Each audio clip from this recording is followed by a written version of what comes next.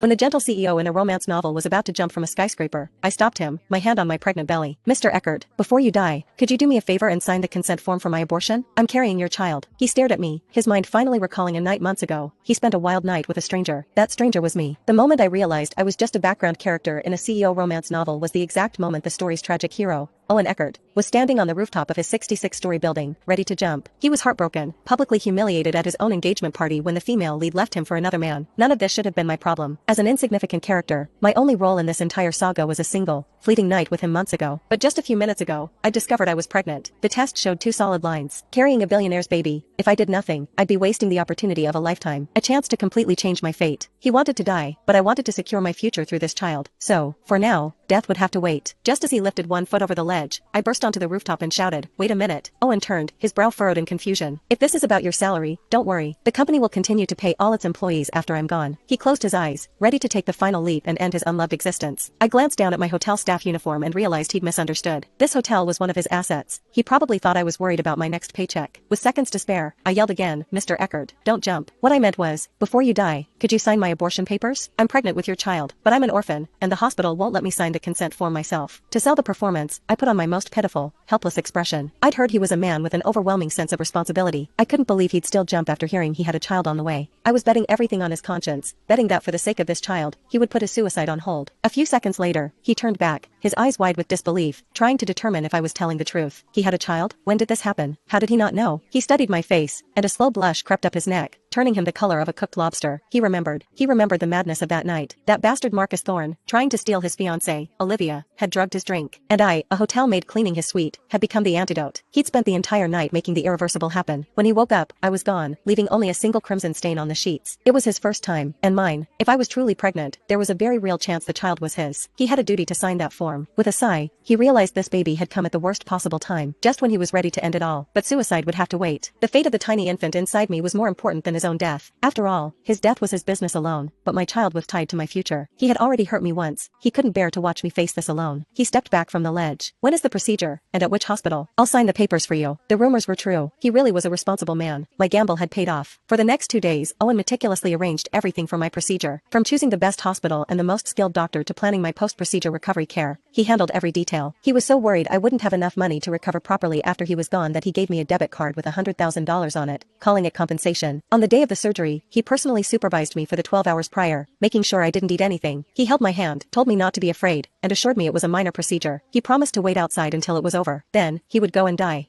After signing the consent form, he gave me a small wave,